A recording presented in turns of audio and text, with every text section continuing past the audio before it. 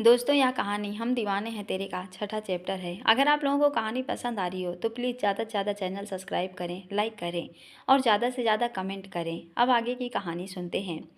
उसने हॉल के अंदर झाँका तो होश बागता हो गए। अंदर रुद्र प्रताप था जो उन दोनों के बारे में उसके बारे पूछ रहा था। उसके हाथ में रिवाल्वर थी, शायद उसको डरा धमका कर उसका पता पूछ रहा था। हे भगवान, यहाँ आकर कितनी बड़ी गलती कर दी। उसने माथे पर छलक आया पसीना पोंछा।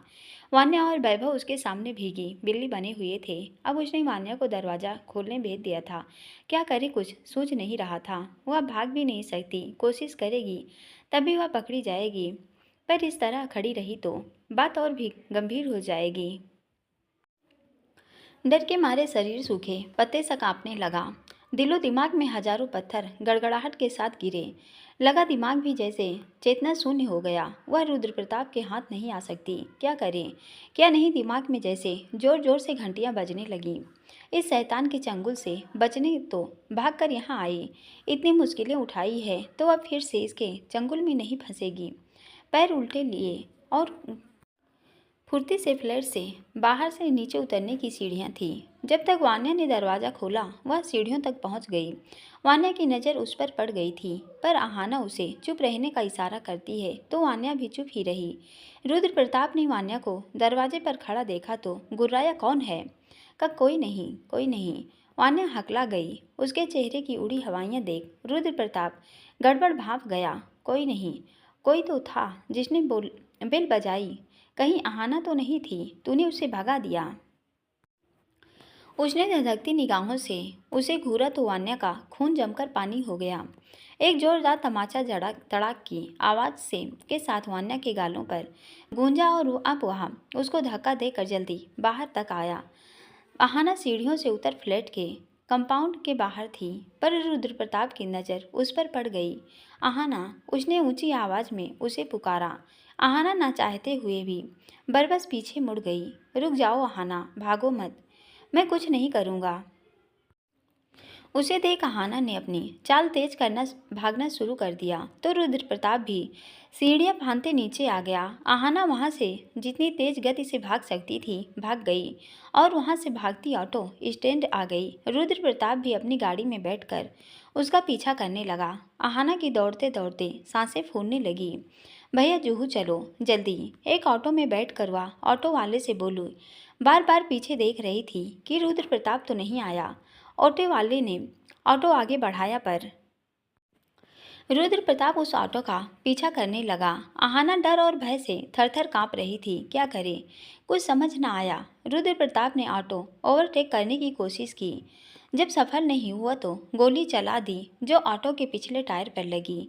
एक जोरदार धमाके के साथ ऑटो का टायर फट गया, जिससे वह नियंत्रण खो पलट गया। ऑटो के पलटने से एकदम से ट्रैफिक रुक गया। आहाना का सिर ऑटो के डंडे से टकरा गया। दिमाग में साए साए की आवाज़ें गूंजने लगी क्योंकि उसे चोट तेज लग गई थी।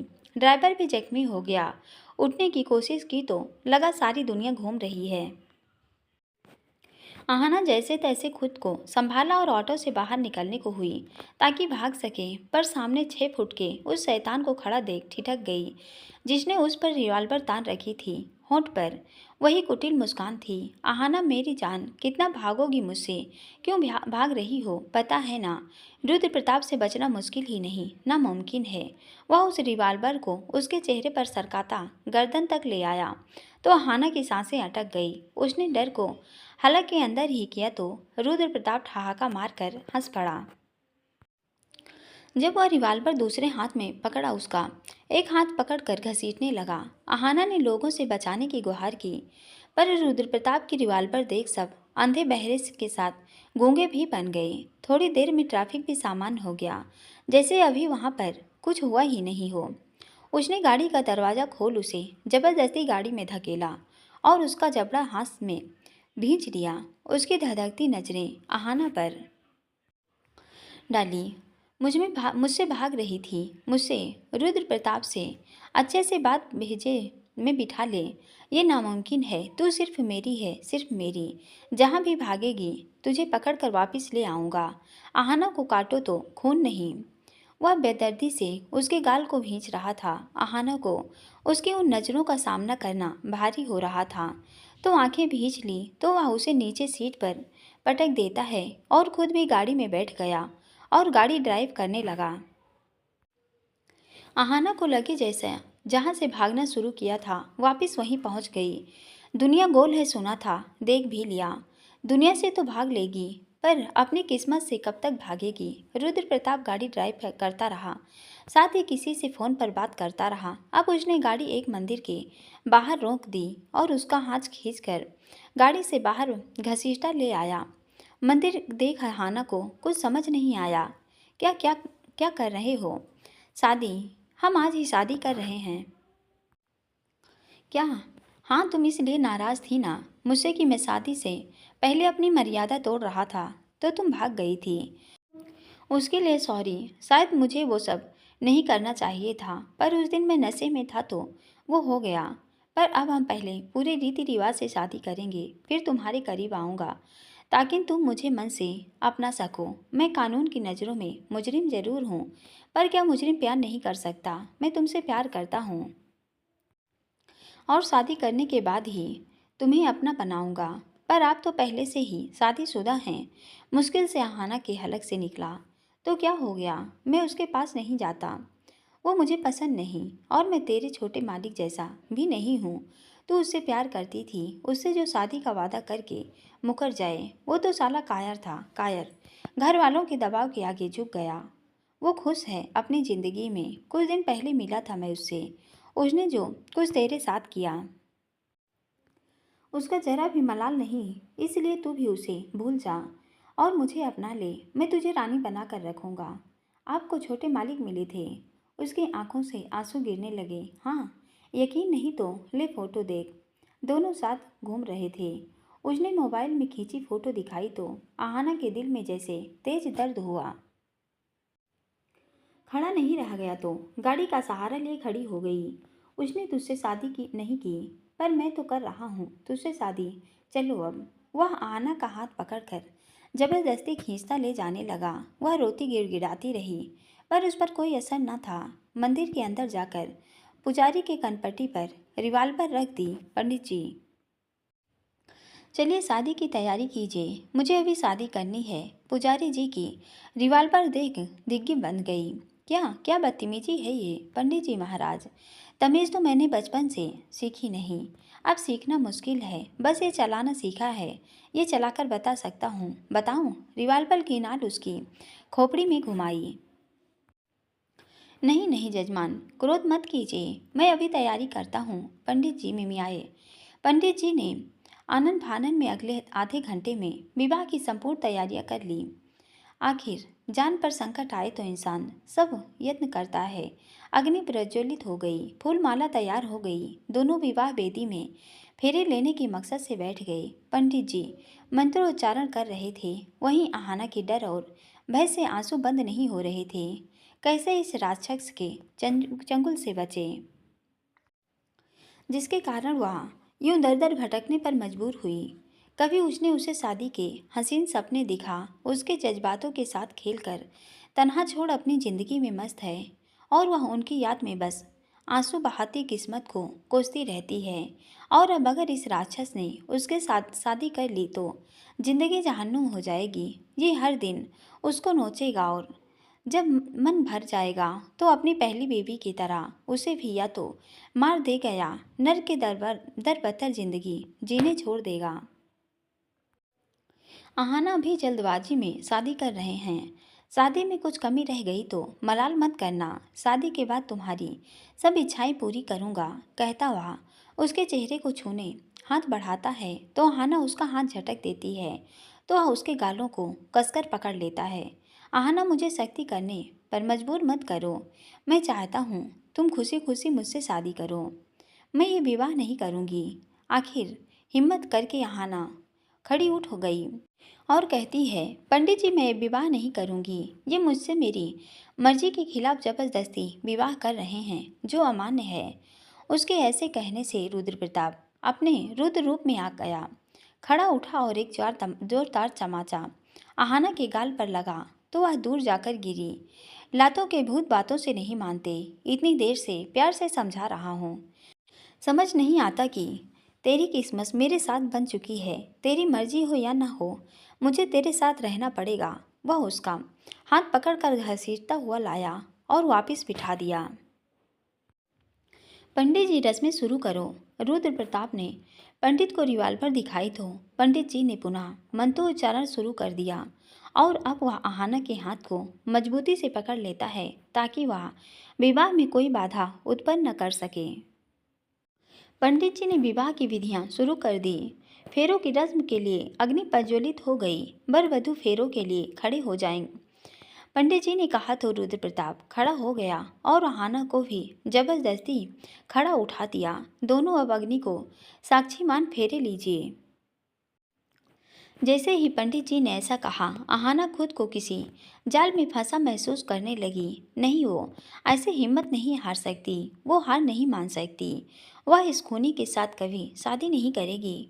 उसके मन से आवाज़ आ रही थी। रुद्र प्रताप ने उसका हाथ मजबूती से पकड़ लिया और वह उसे घसीटते हुए फेरे पूरे करने लगा। जब लगा फेरे पूरे होने वाले हैं, जल्द ही विवाह की सभी रस्में पूरी हो जाएंगी और वह एक क्रिमिनल की ब्याहता हो जाएगी। नहीं, यह वह नहीं होने देगी। जब आज तक मुश्किलों के आगे नहीं झुकी, न हार मानी, तो आज भी नहीं मानेगी। जो करना है अभी करना है, इसी पल करना है। शादी के बाद इसके साथ मौत से बदतर जिंदगी जीने से अच्छा लड़ते हुए पहले ही मर जाए। 4 फेरों के बाद पंडित जी ने उन्हें एक रस्म के लिए नीचे बैठने को कहा। उस रस्म के लिए रुद्र प्रताप को रिवाल्वर नीचे रखनी पड़ी क्योंकि उसे दोनों हाथों में आहाना का हाथ थामना था। बस वही मौका था जब आहाना ने झपट कर रिवाल्वर अपने हाथ में उठा ली और दोनों हाथों से रिवाल्वर थामे खड़ी हो गई। यह देख रुद्र प्रताप दंग रह गया। वह भी फुर्ती से खड़ा उठा और उससे रिवाल्वर छीनने लगा, पर अब आहाना में शक्ति का संचार हो चुका था। रिवाल्वर उसके हाथ में थी और रुद्र प्रताप निहत्था कुछ भी कर नहीं सकता था। आगे मत बढ़ना वरना गोली चला दूंगी। आहाना ने घबराहट को दबाकर स्वर मजबूत किया। आहाना, बंदूक छोड़ो, खिलौना नहीं है, सचमुच चल जाएगी। वह धीरे धीरे उसकी तरफ बढ़ने लगा। आगे मत बढ़ना। उसे आगे बढ़ते देख आहाना ने उसे धमकी दी और ट्रिगर पर अंगुली रख दी और अब वह कदम पीछे लेने लगी ताकि यहाँ से निकल सके। पर रुद्र प्रताप उसे वैसा नहीं करने देना चाहता था, तो उसे चेतावनी देता है, आहाना, भागने की कोशिश बेकार है, तुम मुझसे बच नहीं सकती। रुद्र प्रताप दहाड़ा। उसने जलती निगाहें आहाना पर डाली, पर आहाना पीछे की तरफ भागने लगी तो उसने भी फुर्ती से दौड़ते उस पर झपट्टा मारना चाहा तो आहाना की आंखें लाल हो गई। यह कानून का गुनहगार है, समाज का दुश्मन है और उसका भी दुश्मन है। इसे मार भी दिया तो धरती का बोझ कम होगा। उसने बंदूक उस पर तानी और गोली चला दी। गोली चलते ही रुद्र प्रताप उछलकर दूसरी तरफ हो गया और गोली उसके कंधे को छीलती आगे चली गई तो उसने दर्द के कारण कंधा पकड़ लिया। गोली की आवाज़ से मंदिर में भगदड़ मच गई। आहाना बाहर की तरफ भाग गई। उसके पीछे रुद्र प्रताप भी भागा, पर आहाना उसकी पकड़ से बाहर जा चुकी थी। अचानक रुद्र प्रताप की नज़र एक डंडे पर पड़ी। उसने वह हाथ में उठाया और जोर से घुमाकर डंडा आहाना की तरफ फेंका, जो उसकी खोपड़ी के नीचे पीछे की तरफ गर्दन पर लगा। एक जोर की चीख के साथ वह जमीन पर गिरकर बेहोश हो गई। रुद्र प्रताप दौड़ता उसके पास आया। वह बेहोश हो गई थी तो वह उसे उठाकर वापस मंदिर में ले जाने लगा, पर मंदिर में गोली चलने की वजह से लोगों ने पुलिस को फ़ोन कर दिया था, जिस वजह पुलिस भी वहां आ पहुंची। पुलिस सायरन की आवाज़ सुन रुद्र प्रताप मंदिर में वापस आकर विवाह की रस्में पूरी करने का इरादा बदल देता है और वह आहाना को गाड़ी में डालकर अपने साथ ले चला गया। उधर दोपहर से रात हो गई, पर आहाना वापस नहीं आई, जबकि वह बोल कर गई थी कि शाम तक वापस आ जाएगी। अब न वह वापस आई और न उसने कॉल किया कि कहाँ रह गई। तो हिमानी जी को आहाना की चिंता होने लगी कि वह कहाँ रह गई। अर्चित भी घर पर नहीं था कि जिससे उसके बारे में डिस्कशन करती। न उसके पास वान्या का पता था न फ़ोन नंबर। तो परेशान हो गई। उसी समय भूमि भी बाहर से आया। उन्हें परेशान देखा तो उनके पास आ गया। व्हाट हैपन मैम मॉम, आप टेंशन में क्यों लग रही हैं? वो घबराहट से बोली। क्या आहाना? क्या किया उस ड्रामेबाज ने? उसने कुछ नहीं किया, पर वह सुबह अपनी दोस्त के घर गई थी। उसके बाद वापस नहीं आई। नहीं आई तो आ जाएगी, और नहीं भी आई तो एक नौकरानी के लिए इतनी टेंशन क्यों ले रही हैं?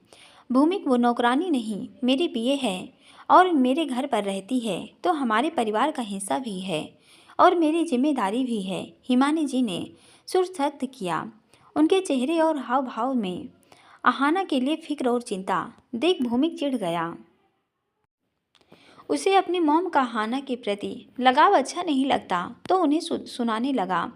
मॉम, आपको तो दुनिया भर की जिम्मेदारी लेने का शौक चढ़ा रहता है।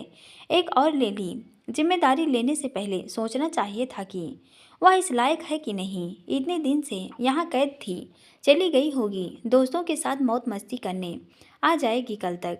वह इस घर से इतनी आसानी से नहीं जाएगी, पूरे प्लान से घुसी है। तू न कुछ भी सोचता और बोलता रहता है। वो ऐसी लड़की नहीं है। मुझे उसकी चिंता हो रही है। उसे अब तक आ जाना चाहिए था। इतनी चिंता हो रही है तो कॉल करके पूछ लो। कॉल नहीं लग रहा, उसकी दोस्त का कॉल कर लो। उसका नंबर नहीं है, खुद ही आ जाएगी, टेंशन मत करो, कहता वो अपने कमरे में चला गया। पर हिमानी जी को चैन नहीं था कि कैसे आहाना का पता करें। क्या पता वो ठीक भी है या नहीं।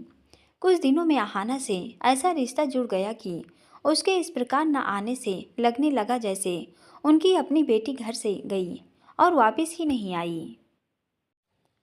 बेचैनी अब अधिक बढ़ गई तो वह आहाना के कमरे में गई ताकि कुछ तो पता चले कि उसकी दोस्त कहाँ रहती है। कितनी बड़ी गलती कर दी कि उन्होंने कभी आहाना से पूछा नहीं कि उसकी सहेली कहाँ रहती है। आहाना के सामान की तलाशी लेने पर आखिर उन्हें एक शॉपिंग बैग में ऑनलाइन खरीदारी के समय दिया गया पता मिल गया। वह पता लेकर वह बाहर आई और भूमिक के कमरे में आई। भूमिक, यस मॉम, चलो मेरे साथ। कहाँ? आहाना का पता करने। मन में अजीब सी फीलिंग्स आ रही हैं, जैसे आहाना किसी मुसीबत में है। मॉम, आप बेवजह परेशान हो रहे हो, वो आ जाएगी। बेवजह नहीं भूमिक, वह बहुत सीरियस बात है। मुझे लग रहा है आहाना किसी मुसीबत में है। लड़की का इस तरह घर न लौटना बहुत बड़ी बात होती है। चलो मेरे साथ, रात हो गई, मैं अकेले नहीं जा सकती। हिमानी जी ने जिद की तो भूमि को साथ जाना पड़ा। पता वान्या के फ्लैट का था। वह गाड़ी से उतरी पर भूमि गाड़ी में ही बैठा रहा। उन्होंने डोरबेल बजाई तो सामने हिमानी जी को देख वान्या हकी बकी रह गई। उसे नहीं पता था कि आहाना हिमानी जी के घर काम करती है। जी मैम, आप यहाँ? आहाना कहाँ है? उन्होंने उससे सीधा यही पूछा। क्यों पूछ रही हैं? वो मेरी पीए है। तुमसे मिलने आई थी तो लौटी ही नहीं। उन्होंने आहाना के बारे में पूछा तो वान्या उनको सब बता देती है कि उसे रुद्र प्रताप अपने साथ ले गया है। यह सुनकर वह वान्या को तड़ाती है कि उसने अब तक पुलिस को इन्फॉर्म क्यों नहीं किया, और अब वहाँ से निकल पुलिस स्टेशन आ जाती है और आहाना के अपहरण की रिपोर्ट लिखाकर तुरंत आहाना को ढूंढने का कहती है। पुलिस सर्च ऑपरेशन चलाती है पर कुछ भी नहीं, हाथ नहीं आया। पता नहीं रुद्र प्रताप आहाना को कहाँ ले गया है। हिमानी जी परेशान हैं और पुलिस आहाना को ढूंढ रही थी पर वह किसी को नहीं मिल रही। वान्या की निशानदेही पर पुलिस ने रुद्र प्रताप का एक स्केच भी बनवाया और अलग अलग थानों और अपने खुफिया तंत्र को भी दे दिया। पर रुद्र प्रताप एक छटा हुआ बदमाश, खूंखार अपराधी और भेष बदलने में माहिर खिलाड़ी, तो उसके लिए पुलिस से बचना कोई बड़ी बात नहीं है। एक 5 star hotel suite room rose flower से डेकोरेट कर रखा था। रंग बिरंगी और खुशबूदार कैंडल से रूम जगमगा रहा था और उसकी खुशबू से पूरा कमरा महक रहा था। उस कमरे में के बेड में आहाना बेहोशी की हालत में थी। होश में आई तो उठकर बैठी, लगा सारा कमरा घूम रहा है। उसके खोपड़ी के नीचे गर्दन पर दर्द हो रहा था। हाथ लगाकर महसूस कर सकती थी नज़र कमरे की डेकोरेशन पर पड़ी तो घबरा गई। रुद्र प्रताप ने उससे शादी तो नहीं कर ली। डर के मारे फूट फूट कर रोने लगी। तभी कमरे का दरवाज़ा खुला। रुद्र प्रताप था। उसके हाथ में शैंपेन की बोतल थी। उसे देख अहाना बेड से नीचे उतरना चाहा, पर सर चकरा गया तो वापस बैठ गई। उसके चेहरे पर मुस्कान थी। क्या तुमने मुझसे शादी कर ली? मुझे तो कुछ याद नहीं। मैं नहीं मानती शादी को। वह एक सांस में सब बोल गई। नहीं, अभी पूरी शादी नहीं हुई, आधी ही हुई है। फेरे तो ले लिए थे, मंगलसूत्र और सिंदूर भरना रह गया है। सब तुम्हारी आंखों के सामने ही होगा ताकि तुम मुकर न सको। फेरे तो आधे अधूरे हो गए जो होने थे। अब ये मेरे नाम का सिंदूर मांग में भर लो और गले में मंगलसूत्र पहन लो तो हो गई पूरी शादी। उसके बाद इस खूबसूरत सुहाग की सेज पर हम दोनों अपनी सुहाग रात मनाएंगे। वह आहाना के करीब आकर बोला। उसके हाथ में सिंदूर की डिब्बी और मंगलसूत्र था। आहाना ने डर के मारे थूक गटका, पर थोड़ी राहत भी महसूस हुई कि चलो, इसने अभी तक शादी नहीं की, पर अब कैसे इस शैतान से बचें वह नहीं सोच रहा था। आहाना उससे बचने के बारे में सोच रही थी, किस तरह यहाँ से भाग कर निकले। पर रुद्र प्रताप के इरादे मजबूत थे। वह किसी भी हाल आहाना से शादी करना चाहता था। मंदिर में जो रस्में अधूरी रह गई थी उन्हें अब पूरी करना चाहता था, ताकि आहाना को उससे दूर जाने का कोई बहाना न मिले। लो आहाना, वह सिंदूर की डिब्बी एक हाथ में लेता है। बिना आनाकानी के मांग में सिंदूर भरो। वह हाथ में मंगलसूत्र और सिंदूर लिए बोला। नहीं, मैं शादी नहीं करूंगी। आहाना ने धीर स्वर में इनकार किया। क्यों नहीं शादी करोगी? इसलिए कि मैं उम्र में तुमसे बड़ा हूँ, पर प्यार उम्र में कोई मायने नहीं रखती। और पहले तो तुझे मुझसे कोई प्रॉब्लम नहीं थी, तुम मुझसे शादी करना चाहती थी। फिर क्या हुआ कि तुम मुझसे नफरत करने लगी और शादी से इनकार कर रही हो। हाँ, तब मैं शादी करने को तैयार थी, पर राजी खुशी नहीं, मजबूरी में तुम्हारे एहसानों तले जो दबी हुई थी। न मुझे ये पता था कि तुम साजिशुजा और एक क्रिमिनल हो, इसलिए चुप रही। पर ये जानने के बाद कि तुम खूनी हो, मैं एक क्रिमिनल के साथ शादी कभी नहीं करूँगी। आहाना ने गुस्से से कहा। तुम मुझसे शादी कर लो, मैं सभी गैर कानूनी काम छोड़ दूंगा। मैं क्रिमिनल हूँ तो तुम भी कोई खास अच्छी जिंदगी नहीं जी रही हो, गरीबी में जी रही हो। पहले भी तुम्हें लोगों के यहाँ नौकरानी बनी काम करते देखा था, तब भी दिल जलता था। और अब भी क्या कर रही हो, यहाँ लोगों की नौकरी ही ना। इससे अच्छा राजी खुशी मुझसे शादी कर लो। मेरे पास ढेर सारा पैसा है। हम कल ही इंडिया छोड़कर नेपाल चले जाएंगे और वहाँ से किसी डर कंट्री का वीज़ा लगाकर वहाँ सेटल होकर ऐश की ज़िंदगी गुजारेंगे। मुझे ना पुलिस का डर रहेगा और ना तुम भी मौज की ज़िंदगी गुजारना। मैं वादा करता हूँ कि मैं सब गलत धंधे छोड़ दूंगा, बस तुम मुझसे शादी कर लो। रुद्र प्रताप ने आहाना को प्यार से समझाना चाहा, पर आहाना पक्का मन बना चुकी थी। मर जाएगी पर इससे शादी नहीं करेगी। नहीं, आहाना का चेहरा कड़ा हो गया। हाँ हाँ ना, हाँ बोलो। वह सिंदूर की डिब्बी हथेली में रख दूसरे हाथ से उसे चुटकी में ले उसके माथे पर भरने ही वाला था कि आहाना जोर से हाथ मारा और सिंदूर की डिब्बी हाथों से छिटक कर दूर गिर गई। उसमें रखा सिंदूर कमरे में बिखर गया। यह देख रुद्र प्रताप बौखला गया। उसने जोर का हाथ आहाना के कानों के पास मारा तो वह बिस्तर में गिरी। कान से साए साए की आवाज आने लगी। क्यों क्यों मुझे जबरदस्ती करने पर मजबूर कर रही हो? मैं तुमसे प्यार करता हूँ, शादी करके अपना बनाना चाहता हूँ, पर क्यों नहीं मान रही? वह गुस्से में फुफकारा। क्योंकि मैं तुमसे क्या किसी से शादी नहीं करना चाहती। जबरदस्ती शादी करोगे तो मैं खुद को ख़त्म कर लूँगी। क्यों नहीं करना चाहती? वह उसके गालों को पकड़कर खड़ा उठता है। तू अभी भी उस बुज़दिल से प्यार करती है जो तुझे भुलाकर अपनी ज़िंदगी में खुश है, नहीं? तो फिर क्या दिक्कत है? क्योंकि मैं तुमसे नफरत करती हूँ। घिन आती है मुझे तुमसे, तुम्हारे वजूद से। मैं मर जाऊंगी पर तुमसे शादी नहीं करूंगी। सुना तुमने? मैं तुमसे शादी नहीं करूंगी। कर लो जो करना है, कहती वह बेड से नीचे उतर आई। क्या करोगी? जबरदस्ती करोगे या मार डालोगे? मुझे तो मार डालो, पर मैं तुमसे शादी नहीं करूंगी। यह कहकर वह वहां लगे फूल की सजावट को तोड़कर फेंकने लगी।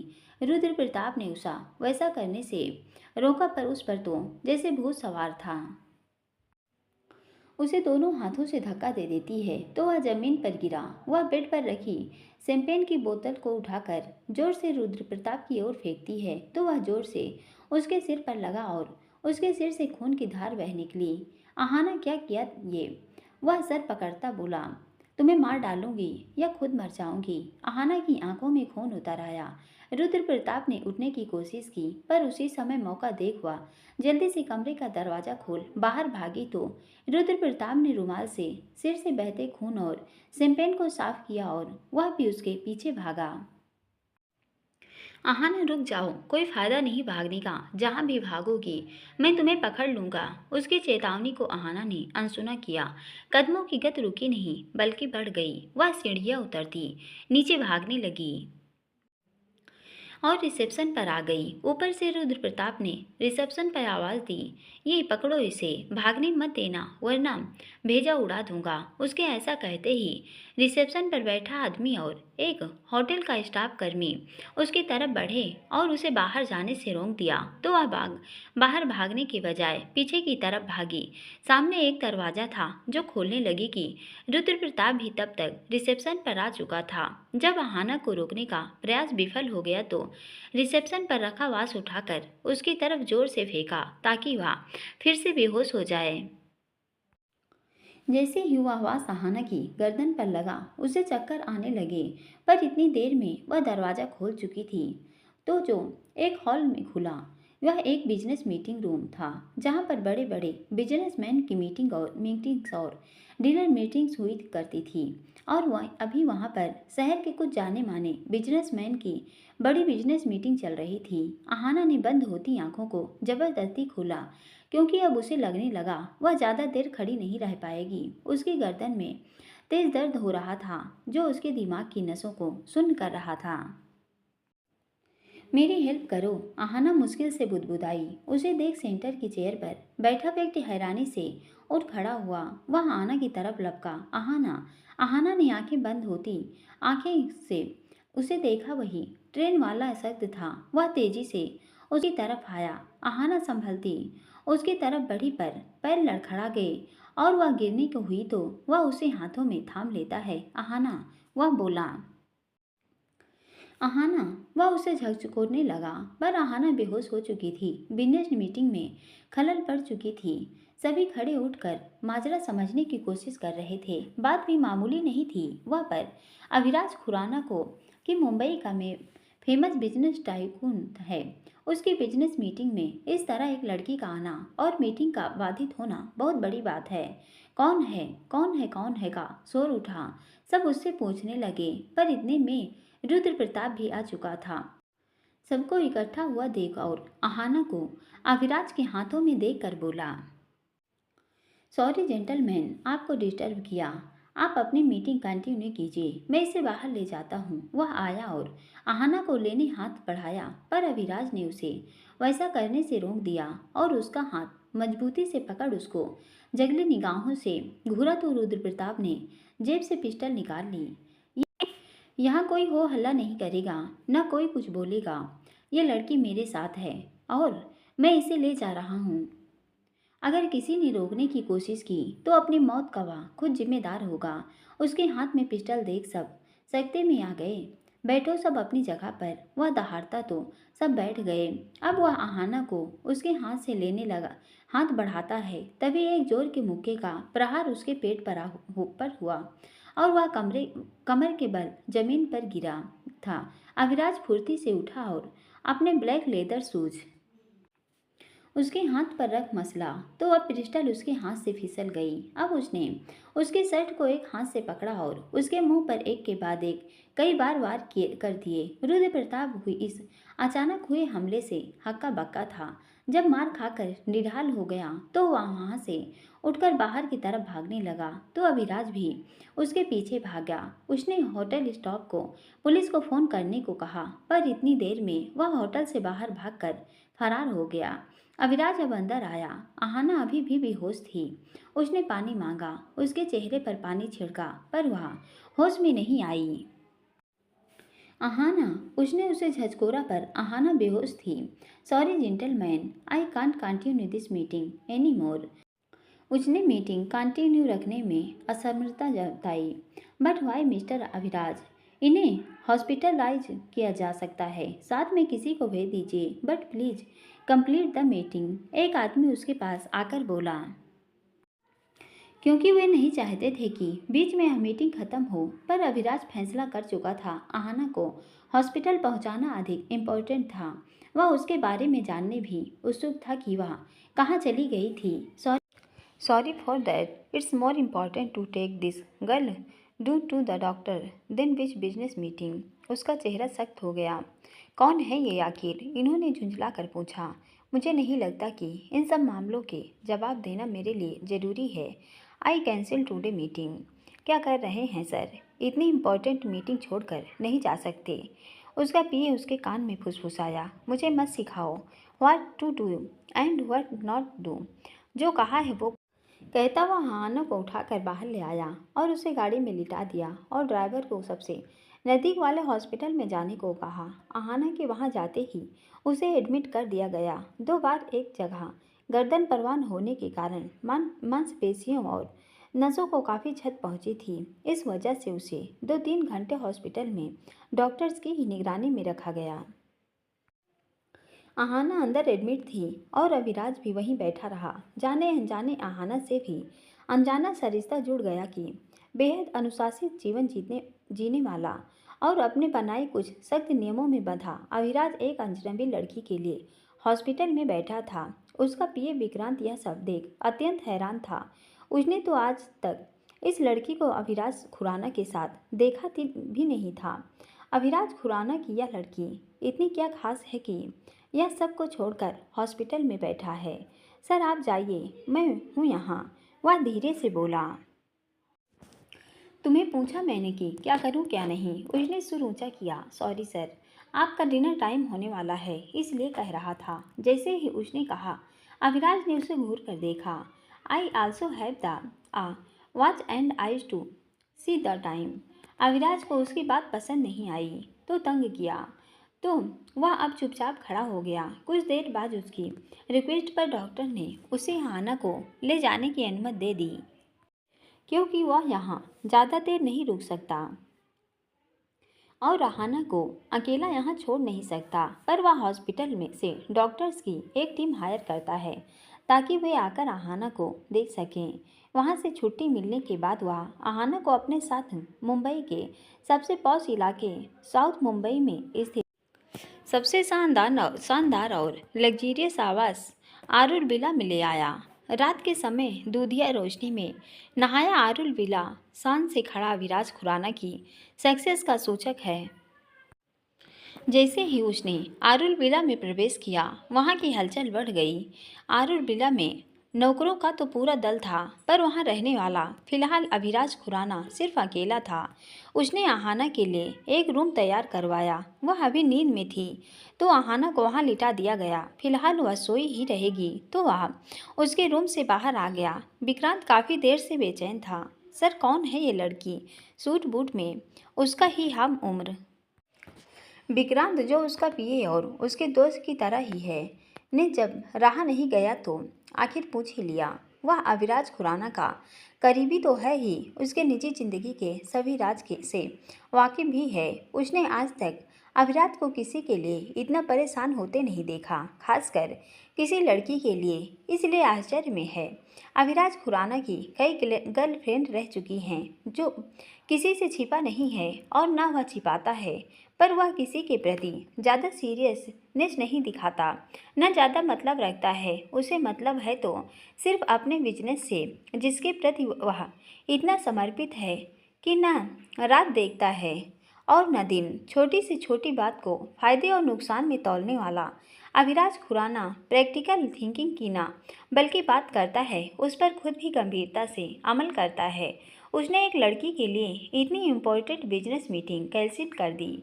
यह वह पहली बार देखा रहा था, तो थोड़ा आश्चर्य में है और जानने उत्सुक भी कि यह लड़की कौन है।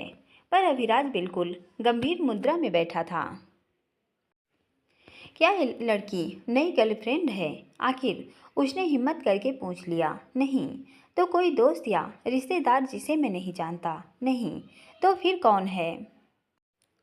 एक अजनबी लड़की को जो ट्रेन में मिली थी, जिसके बारे में मैं भी उसके नाम के अलावा ज़्यादा कुछ नहीं जानता। और अब शायद तुम्हारे सवालों के जवाब मिल गए हो तो डिनर लगा सकते हो। खाने का समय डिले ज़रूर हुआ, पर इसका मतलब ये नहीं कि मैं डिनर नहीं करूँगा।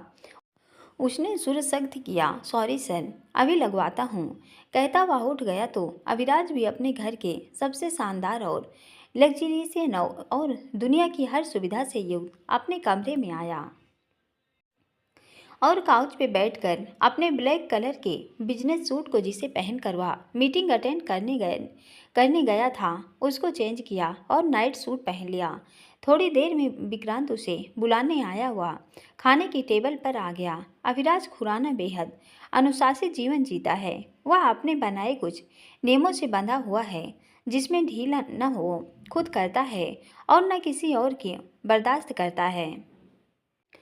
ठीक 9 बजे वह डिनर लेता है, उसमें न 5 मिनट पहले न 5 मिनट बाद। जो आज अहाना की वजह से लेट हो गया, वैसे उसकी डिनर मीटिंग थी तो डिनर वहीं फिक्स था, जो कैंसिल हो गया। तो आज लेट डिनर किया, जो बहुत रेयर है। डिनर करने के बाद वह एक बार अहाना के कमरे में उसे देखने गया। वहाँ रात में एक नर्स उसके साथ रहेगी। उसे कुछ हिदायतें देने के बाद सोने के लिए वापस आ गया। अन्य दिन वह डिनर के बाद 1-2 घंटा बैठकर अपना काम करता था और उसके बाद आराम से सो जाता था। पर आज न वह काम कर पाया और न बिस्तर में आया, तो उसे नींद भी नहीं आ रही थी। बार बार आहाना के चेहरा आंखों के सामने घूम रहा था। इतने दिनों आहाना कहाँ रही होगी? उसे उसका भाई मिला होगा कि नहीं? और वो सख्त रुद्र प्रताप ही रहा होगा, जो उसे जबरदस्ती ले जा रहा था।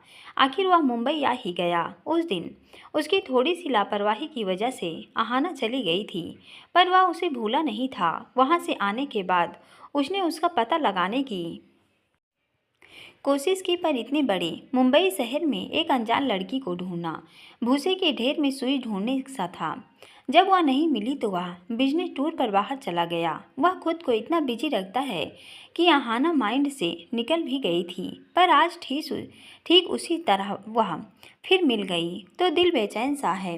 अविराज को बिजनेस वैसे तो विरासत में मिला है। पिता भी बिजनेसमैन थे। कुछ सालों पहले पिता की मृत्यु के बाद भाई ने कंपनी संभालने की कोशिश की, पर शादीशुदा जिंदगी में चली प्रॉब्लम की वजह से कंपनी संभाल नहीं पाए और उसकी कंपनी वीके इंडस्ट्री, जो फार्मास्यूटिकल से जुड़ी थी, डूबने के कगार पर पहुंच गई थी। कंपनी घर सब कुछ बिकने की नौबत आ गया था। तो कम उम्र में ही अभिराज खुराना ने कंपनी का दारोमदार संभाल लिया। अपने शार्प माइंड, प्रैक्टिकल सोच और पॉजिटिव थिंकिंग से महज कुछ सालों में ही वह फार्मास्यूटिकल इंडस्ट्री में बिजनेस टाइकून बनकर उभरा। जो कंपनी पहले छोटे लेवल पर मैन्युफैक्चर करती थी, उसने पहले तो उसे डूबने से बचाया, संभाला और उसके बाद बहुत बड़े लेवल पर ले गया। अब वह इंडिया की फार्मास्यूटिकल इंडस्ट्री का बेताज बादशाह तो है ही, अन्य कई और जगहों पर भी हाथ आजमा कर अपनी एक एम्पायर को फैलाना चाह रहा है, जिसमें उसकी मेहनत और डेडिकेशंस का लोहा सब मानते हैं। कम उम्र में बड़ी बिजनेस की जिम्मेदारी ने सिखाया कि पैसा ही सब कुछ है, तो पैसा कमाने की धुन उस पर इस कदर हावी है कि बहुत ड्राई हर्ट हो गया है। वह दिन रात अपनी कंपनी को ग्रो करने के बारे में सोचता रहता है कि कैसे कंपनी को सबसे आगे ले जाए। रिश्तों और रिश्तों निभाने में विश्वास नहीं रखता। इमोशंस उसके लिए खास मायने नहीं रखते, इसलिए परिवार से अलग रहता है। भाई और माँ फिलहाल लंदन में हैं और बहन शादीशुदा है तो हस्बैंड के साथ रहती है। सुबह से लेकर रात तक का उसका टाइट बिजनेस शेड्यूल रहता है। वह एक लग्जरियस लाइफ जीता है, पर अनुशासन में रहकर घूमना फिरना, लेट नाइट पार्टी वह इग्नोर करता है। कुछ नियम बना रखे हैं जिनमें खुद भी बंधा है और दूसरों से भी आशा करता है कि वे भी उसका पालन करें। यह तो अविराज खुराना का परिचय है, पर आज तो सब कुछ ही गड़बड़ हो रहा है। बिजनेस मीटिंग भी छोड़कर आ गया, डिनर भी लेट किया, जिस वजह से नींद भी नहीं आ रही थी। वो तो बिस्तर से उठ गया और बाहर बालकनी में आकर टहलने लगा। थोड़ी देर बाद सीढ़ियाँ उतरता उस रूम में आ गया जहाँ अहाना सोई थी। वह उठी तो नहीं, उसने नर्स से पूछा। नहीं सर, अब तो सुबह ही उठेगी, आप भी बेफिक्र होकर सो सकते हैं। मैं उठी हुई हूँ तो आपको टेंशन लेने की ज़रूरत नहीं है। मैं इनका अच्छे से ख्याल रखूँगी। उससे बात कर कमरे के बाहर आकर लिविंग एरिया में थोड़ी देर बैठा रहा, फिर सोने आ गया। रात में सोने में कितना ही लेट हो जाए, सुबह वह 5 बजे बिस्तर छोड़ देता है और अपने ही घर में बने जिम में 1 घंटा वर्कआउट करके जमकर पसीना बहाता है। उठकर थोड़ी देर टहलने और नित्य क्रिया के बाद वह जिम में गया और 1 घंटा पसीना बहाने के बाद लौटा तो सर्वेंट तौलिया और एनर्जी ड्रिंक लेकर खड़ा था। उसने टावल लिया और खुद को साफ किया, एनर्जी ड्रिंक लिया और वह सब चीज़ें वापस पकड़ा कर अपने रूम में आकर वॉशरूम में चला गया। वहाँ से निकलने के बाद रेडी होकर निकला तो 7 बज गए थे। अहाना के कमरे में आया जो अब उठ गई थी। अहाना ने उसे देखा तो चुप थी। उसे याद आ गया था कि बेहोश होने से पहले उसने उसे देखा था। दोनों उस दिन के बाद पहली बार आमने सामने थे। दोनों एक दूसरे के बारे में कुछ ज़्यादा नहीं जानते, अहाना तो बिल्कुल भी नहीं, पर वह उसके लिए 2 बार मददगार के तौर पर मिला है तो एक बार फिर उसे बचाने के लिए दिल में उसके प्रति कृतज्ञता के भाव थे। अविराज ने इशारा किया तो नर्स बाहर चली गई। कैसी हो? उसने धीरे में स्वर में पूछा। ठीक हूँ। मैं यहाँ कैसे? उसने उठने की कोशिश की तो वह हाथ का सहारा दे उसे उठाता है। यही मैं भी पूछ सकता हूँ कि तुम उस दिन बिना बताए क्यों चली गई थी? और वो रुद्र प्रताप था ना? हाँ, कहती उसकी आंखों से आंसू टपकने लगे। रोने क्यों लगी? नहीं तो, वह आंसू साफ करती है। मैंने तुम्हें ढूंढने की कोशिश की पर तुम मिली नहीं। फिर मैं बिजनेस ट्रिप पर फॉरेन चला गया। मैं तो उम्मीद ही खो बैठा था कि तुमसे कभी मुलाकात होगी। उसने कहा तो अहाना हैरानी से उसे देखने लगी। उसने तो यहाँ आने के बाद कभी इसके बारे में सोचा ही नहीं। वह तो उस दिन के बाद एक दिन भी चैन से नहीं रही, तो सोचती भी कैसे? कमाल है, इतना बड़ा आदमी जो इस शानदार घर में रहता है और जो बहुत प्रैक्टिकल थिंकिंग लिए है, वह एक अजनबी लड़की के लिए इतना सोच रहा था। हाँ, क्योंकि तुम इस बड़े शहर में अकेली बेसहारा थी। तुम्हें इस तरह बिना बताए नहीं जाना चाहिए था।